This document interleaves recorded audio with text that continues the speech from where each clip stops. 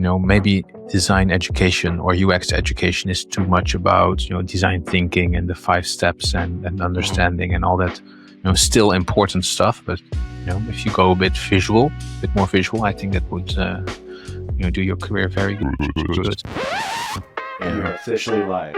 We are officially live, exactly. I mean, this is just an experiment. All right, so I read an article written by Tom Scott, I think a very successful recruiter for designers, and he shared 10 of his observations in his Verified Insider newsletter that I think we should really go through, like one by one, because there are some very cool insights there that will, hopefully help our listeners, on the job hunt. Which I think is a really cool idea to do, and very nice of him to share. Make sure to put a link to the article in the description of this episode. Let's go through it. So it's basically a video where this episode where we are going to do a listicle, number 1, number 2, etc. Okay, so what he's saying, and this is based on the last 2 months, is what he says. Number 1 is what companies are looking for. So you have on one hand, you have all this stuff on social media, game changer, this and that, Figma is that, all blah, blah, blah, blah. Yeah. But this, or have you mostly, how does all of that sound? I think communication is probably number 1. Like if you can't communicate your ideas, like you're just going to get ripped apart. Like you need to communicate not at the base level. It's when you're sharing your work. It's not, hey, what you think. It's why did you design this thing? What business value does it have? What are we trying to solve? Communicating that while presenting your work is like number 1 for me. Yeah. The both builder on one the is job and on the job and in your portfolio, I think is what you're saying, right? It all carries through. It's all part of like the brand, the brand that is used. So if you're a great communicator in like text and then in the hiring process and then also in person, like that's all that should be well communicated. Yeah, makes sense. Do not overuse buzzwords, I think. Yeah, sure. I think the builder is another one as well. Yeah, doing something 0 to 1, I think is more important. Teams are getting leaner, so like the ability to not just to do your part, but also kind of just broaden like what parts of the business you touch is important as well. So it's not like you're one piece of the cog. You're helping ship entire things. Right. So it means you have like the full context of everything. It's not just I was given a brief, I built this little thing and I handed it off. Like you are contributing to the success of whatever you're launching from its inception to once it like kind of lives in production. So I think one of the most, or maybe the most practical example of that is that designers are now building more in literal sense, doing more front end stuff, having PRs, contributing to PRs for their projects instead of just here's a mock-up, good luck, goodbye, see you never. Yeah, because there's historically always been like something that gets lost from like design to development. There's nuances and things that like get deprioritized. Now that we're building more and now we're putting things behind PR, the quality of what our deliverables are getting. But correct me if I'm wrong, I think they're getting better. I think mobile, desktop, like just the responsiveness, but also design systems. I think, especially with that design to code and that merging of those two fields, being able to build the thing that sits between design and code, the system. I think that's a really cool thing if you can do it beyond just having a component library in Figma. Just being able to build that one source of truth, like everyone looks at it, where a component is visual and code you can just take out. I think that's really important. Can be a full-time role even. Just being a design system designer. I think so. That's what facilitates like how fast we're building now is like that role. Like historically that role has been getting larger and larger, but now I think it's more important than ever to have that design system, not just like the builders to your point of like the design system, but like that component library, like and how it's being used by both design and engineering. and it's communicated correctly, not just an artifact that we have lying in a link in Confluence or Notion. Things is something that it's living and breathing and is actively being kind of upgraded and massaged depending on the use case. Because like those components, they're built once, but they're also iterated on, because like as your product scales, so does certain components. That's true. And you probably know, I mean, it happens to me all the time. You can have all these components, but there's always going to be some sort of combination of different factors where it turns out you have to slightly change your component. And then you have to figure out what I'm going to do. Am I going to make a variation of what we have? Is this going to be a new one? Is it going to be a combination? There's a lot of maintenance and performance thinking going on there as well. Because you can just make new stuff for every situation you run into, but then it's just going to take so much time to maintain everything. So the keeping it lean is very it's a skill on its own. I always enjoy design system work. It's this very technical side of design that I enjoy. Yeah, there's like a delicate balance of like there's nuance in like, should we create a new thing or just upgrade or just limit it, like maybe descope a project. Like, let's not just do that thing. We have these components. Let's craft something within like with the ingredients that we have to make the recipe. There's a balance there, and there's a lot of nuance to it. Mm-hmm. Yeah. Do you see what we've discussed so far? Do you see that happen in your job and across your teams? Yeah, because like the scope of a project dictates like what you can build, and often you have to take trade-offs. Like, well, we have this that exists already. It'll take an extra 2 weeks to build this new custom thing.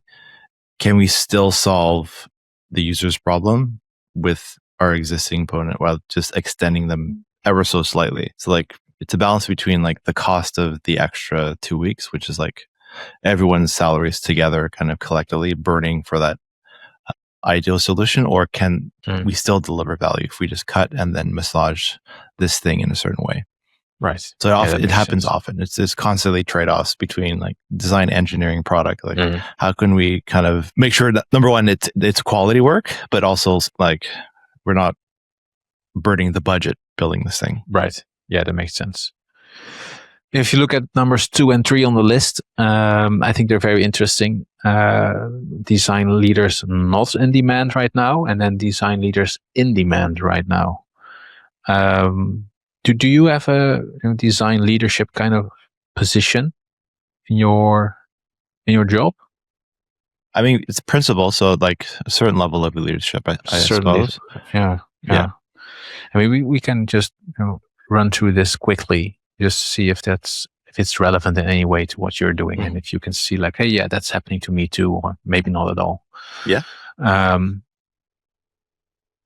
Things.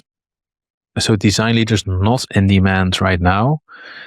Someone who is tied to playbooks from the last decade. Yeah. 100%. Like the design process in itself has morphed, and strategies have morphed as well. So like on the one side, like growth marketing tactics, or like design, like the growth in general, like those playbooks don't work anymore. Like there's constant experimentation of like how to increase conversion, like what are the different traffic sources, what are the different techniques, because people are maybe not searching on Google anymore. It's just like AI SEO. There's like different on that side, like those marketing strategies are changing, and also how we build is changing. So it's like those same playbooks, like I think we're open to experimentation and to see what works better. Yeah, that makes sense. I think the next 2 bullet points are very closely related to what you just said. So still designers not in demand, someone who needs permission to act, and someone who's only comfortable in stable, slow moving environments. I mean, what you're saying is everything's changing a bit faster than before. So you need to act, and you need to be comfortable with the discomfort of not really knowing where things are going. Yeah, I think like historically, like how like design is always before implementation. So I think engineering's velocity has like increase, whether it's 2x or 4x, but it's like, and it's ever increasing. So like the time to build our like design execution has to get faster as well. So that in that there's like trade-offs, and also like what are we defining as like best practices, or what are the new best practices there? That has had an effect. Like we're like for us, we've skipped the wireframing step, and like a lot of vibe coding is happening, but there is still some things you cannot skip because you can miss use cases or edge cases. So if you like, one practical example is like if you jump to vibe coding a solution, if you're skipping the wireframing step, it's very happy path, but you can also miss some of the edge cases. I found that what's still necessary, at least for me, is to do a journey map, like a fig jam, or just like a sketch of like, what is the journey, defining what is the current experience, what is the new experience, what are the different edge cases that we need to map out. I think that is still needed before you jump into solutioning at all. Yeah. Like, because you're gonna miss an experience that should have been considered. There are a couple of blind spots here you still have to mitigate with like the typical design process. But it's the whole, as a whole, like it's ever changing. That's true. So design leaders in demand right now, that's number 3 on the list, is basically the opposite of what we just talked about. So, not in demand right now, people stuck to the playbook of last decade. Yeah. First principles thinkers, passionate about technology, curious, high agency, compared to the waiting for permission to act. So I would say let's keep up the tempo and not look at the number 3 too much. Again, because it's just the opposite of what we just discussed. I think number 4 is very interesting for people looking for a job, because number 4 is reasons people are getting declined. So if you can solve those, there's less reasons for you to be declined. And again, this is a recruiter based on what he's seeing. So it might be different in your market or your location. What he's seeing is that exploratory portfolios, for some this shows the builder mindset, but for some companies they are not looking for this. They are looking for more final polish. So what he's saying is some of these portfolios the projects never really feel finished, while most companies are looking for designers who can really ship something. It's nice that you had this bunch of wireframes, but did this thing you make, did you survive the whole politics game? Were you able to do a handoff to a developer? Did you manage to get this to the finish line? Having that in your portfolio, I think, is very important. And this is just my debrief and review of what I think he's saying here. Yeah, I probably agree with that. This probably also is another reason why the junior position is being killed. Like, how do you, you'd have to do exploratory work for your portfolio as a junior. But in this case, like I understand as a business, you're looking for finished work that's related to your business. So I'm looking to see if you can execute similar work. And I want to see, like, to an earlier point, something being shipped or 0 to 1 work. Yeah. Exactly. And that's more or less what he says in the end too. Lots of things that get to 70% and then stop. There's not much restraint there. Like only when you leave Figma and you show your work to developers and to stakeholders with all their own goals and constraints, only then things get rough for a designer. And if you can survive that and get it to the finish line, I think that shows a different kind of skill that's really needed. Okay, this one's interesting, and that it makes me very happy. What I think about vibe coding. I'm literally reasons people are getting declined, showcasing vibe coded prototypes that look very vibed. Yeah. I've seen this a couple times where this was like on the tail end of like the lovable kind of arc, where it's like a lot of like lovable experiments, but that look like people were. So like UX, I consider it's historically been like UI UX. I consider UX like the bigger circle, and UI is one of the circles within it. Yeah. So when you're vibe coding something, you're over indexing on the UX part. So like, is the structure correct? But like part of that is showing your ability to not only problem solve, but deliver a certain level of aesthetic that elevates the brand. So anyone can make some like prompt some vibe coder thing, but like it takes the right quality designer to like implement a proper design system, make sure the aesthetic is aligned with like the vertical space you're playing with that speaks to like the end user. Like anyone, I see why. Yeah. Before we continue, if you're feeling stuck in your design career, or if you feel like you're doing solid work while no one really notices, we've got a bunch of extra stuff on our website. We're building a community for product designers to actually learn, grow, and get hired, not just scroll and collect more inspiration. There's also articles, checklists, and courses. All based on real-world experience from both of us. No fluff, just what actually works. Check out designtablepodcast.com. The link is in the description. Yeah, that makes sense. Just very briefly, for one of my clients, I started to do more prototyping.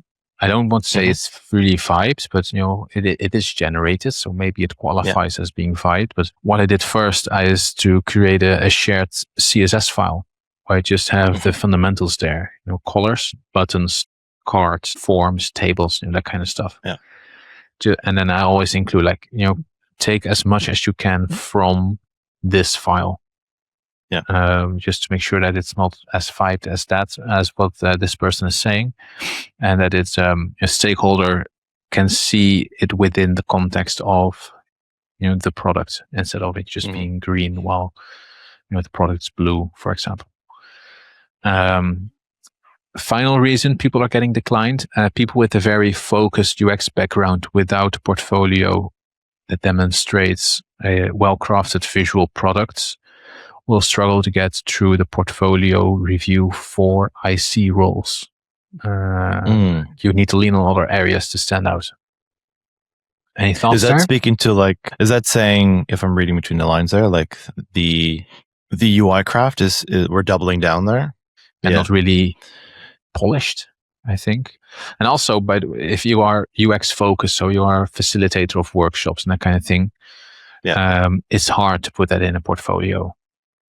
And maybe with that 2 seconds time window that you mentioned, like people don't really have the time to read about your UX process and how you made things happen, I think. Yeah, it seems like this is a win that like design craft is become like it's elevated in terms of importance on like the skill set hierarchy that a UX designer would have. Makes sense like on like how everything's very vibey. So like the branding has become like number one because it's what separates you from like the volume of products that are constantly being launched. I don't know if you've seen the stats or analytics on like the Apple store. Like the volume of apps being created is ridiculous right now. Yeah, without the increase in usage numbers. Yeah. Right. Yeah. Number 5 is just a note that there are many great opportunities in Europe. He notices that a lot of people from outside of Europe wants to move here for better quality of life, but without the compromise of quality of work. And he really is adamant that you will not have to compromise there. And then he lists a bunch of larger companies, including Lovable, for example, currently hiring designers. So Europe is apparently a good place to be, which is, as a European myself, I'm very happy about reading, Interesting. Less hustle culture, more quality of both balance of quality of life and in terms of the craft being executed. Yeah, makes sense. I was on a deep dive on YouTube of reasons why Canadians should move to Spain. Maybe this is another reason why. Okay, number 6, interview processes are changing for 2 reasons. Tasks are back on the agenda. We talked about it recently and we have our thoughts there. And then work trials are becoming a thing. Just see how you do. And then, but work trials doesn't sound strange to me. Yeah, we have them typically. So they're usually like 3 months is like your trial 3 period. months, okay. Yeah. If you pass that probation, we call it a probationary period. Oh yes, that's what we call it too. Yeah. And then the tasks he mentions are different. It's more about, prototype this with AI and walk us through your thinking. Walk us through your thinking, I think is very important, because we discussed, in that other episode, that you are very isolated if you just work on a thing, but then walk us through your process and walk us through your thinking. That more or less solves that problem, I think. Mm-hmm.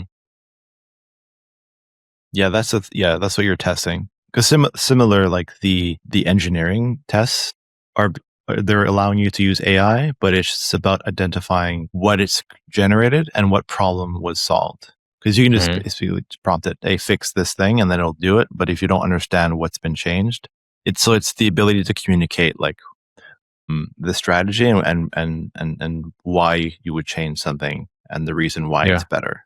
Yeah. I think that's very important. That's the under the surface stuff again that we mentioned. Everyone can make a pricing page, but then why certain things are in order, or the hierarchy or the layout you're using, the copy and the focus, that why I think is very important. Yeah. Number 7, he literally says, "I don't understand why more companies aren't hiring early stage designers." And the reasons are, like, he spoke to a lot of early stage designers this year, and a lot of them are AI native by default, coding and designing fresh perspectives. They're still very adaptable. They are not like us old designers. They're not like, well, we've always done it this way, Yeah. And they can partner well with principal designer. If you have a junior designer by your side, like, you can really teach them your ways of doing things. And then he says, I understand why some companies are not set up for junior designers, and not everyone should hire them. But he can't help but feel that there are a lot of companies that should probably hire more of them.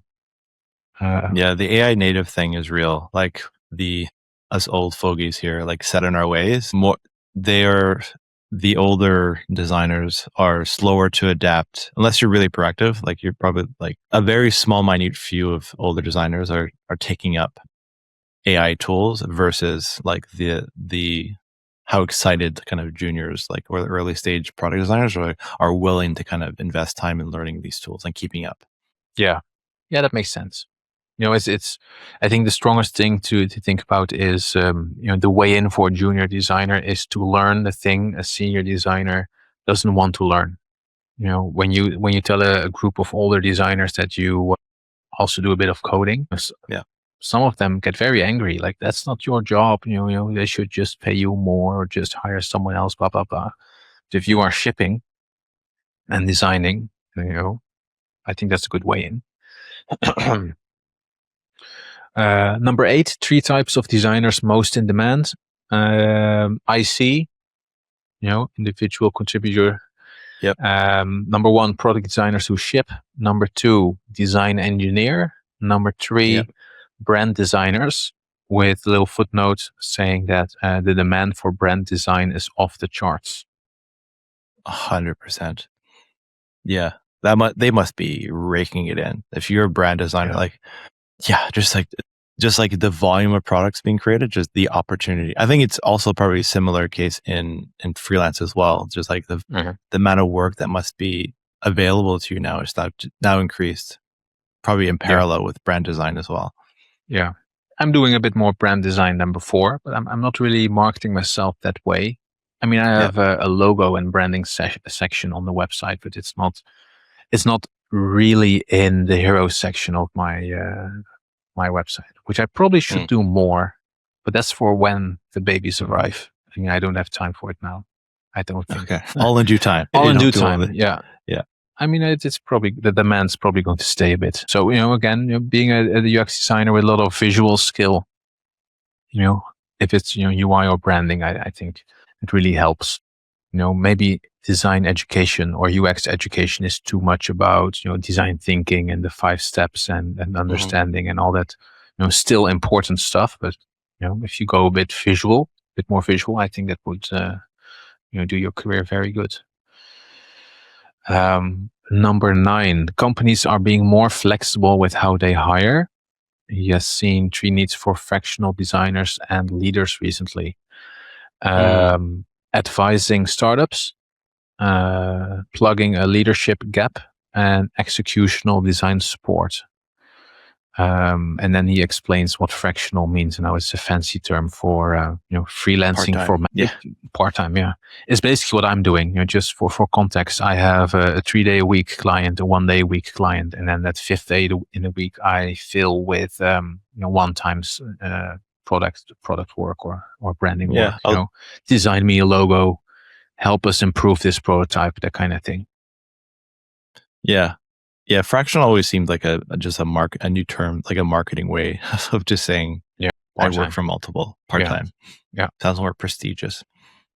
It does. I mean, it's the LinkedIn treatment of making something sounds very fancy, while in reality it's just a basic thing you're doing. I mean, fractional, that sounds expensive. Part-time just sounds like you are not good enough to get a full-time role. Yeah, probably pays expensively as well. Yeah. Yes. Most urgency around it, I guess. Yeah, there's urgency. Like, I really need this little thing fixed this week. And then, when someone comes to you that way, it's way easier to basically double your hourly rate. But then, some of the bigger clients I've worked with, we found some sort of middle ground. I give you, as a freelancer, I give you stability of knowing that there's going to be an income for you for the next 6 months. And then in exchange, I, founder, client, want a 10% discount on your hourly rate, for example. Mm-hmm. Right. So yeah, if I would put it in a graph, I can see those lines cross.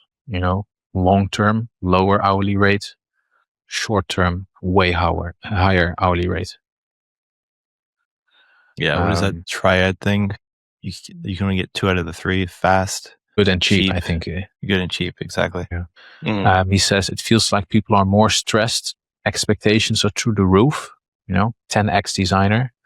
Yeah. Creativity feels like it's being decimated, and it's leaving a lot of designers feeling burned out. There's something there. I mean, I can see that. So he thinks that we will see more designers move towards freelancing, starting their own studios, building their own products, just to get more control and have the joy of building your own thing, instead of having this manager breathe down your neck, being like, faster, faster, faster. Yeah, there's something about ownership where I don't think I mind killing myself if I'm passionate about my own thing that I'm building, versus killing myself for someone else's dream. There's something in there. And there's probably a bit more ownership in freelance, because you are not only doing the work, but also like you are running a business. So there's a rewarding feeling of ownership, I imagine. Mm-hmm. There's if you are in a position to, like, if you're busy enough, you can fire a client. That's what they say. But if you have one client, you're stuck with it. So for some people, you're basically just shifting around your problems. So if you have an annoying manager, you're like, well, let's go freelance now. You could end up in a position where you have, instead of an annoying manager, you have an annoying client. Mm-hmm. But if you have 2 clients, imagine. And if you have 2 clients, you can see, or more clients, you can just see like what works well. I have a favorite client or favorite 2 clients that I just really enjoy working with. I'm very happy that we are working together for a long time. Clients have fired me, I have to admit, in all honesty, but I also have fired clients. When a certain deliverable was delivered, I was like, I think this should be the final thing we work on together. And then, for reasons, and we have a good chat about it, and then we agree, and then we'll move on, So that's a positive part of freelancing for sure, but you need to have something in the pipeline just to fill that gap, because otherwise you have nothing. And that's a different kind of stress. Yeah. Back to that book, Oversubscribed. There's truth to that statement. I think so. Let me just read the final paragraph of item number 10. It's a good reminder. It's what he's saying, that life is not about burning yourself for the sake of feeling busy. It's about balance. It's about enjoying your time. Your career is a vehicle to living a balanced life. You are not your career. I think that's a very positive way and a very good and a very important reminder. 100% agree. Yeah. I mean, so that's what he shared, Tom Scott, again, from the Verified Insider. I will put a link in the description of this episode. Worth a follow for sure. And it's a really good list. I kind of agree with most of and it confirmed a couple of thoughts that I had in my head of how things are changing, and it's good to kind of see it, to hear it from his perspective. Yeah. I mean, it's always a good idea if you are looking for a job to just reach out to recruiters just for you to learn and practice you speaking to an outsider. It's a skill like anything else. And it's good for them to know you exist, So, 100%. Definitely worth a follow. All right. That's it. Until next time. All right, that's another episode in the bag. Yeah, great episode. By the way, if you're stuck second-guessing your work or trying to figure out your next move, drop a question in the comments or leave a review. We might actually feature you in one of our future episodes. And if you got any value from this episode, hit subscribe wherever you're listening. It helps more than you think. You can find everything else, resources, articles, and more at designtablepodcast.com. Thanks for being here. See you next time.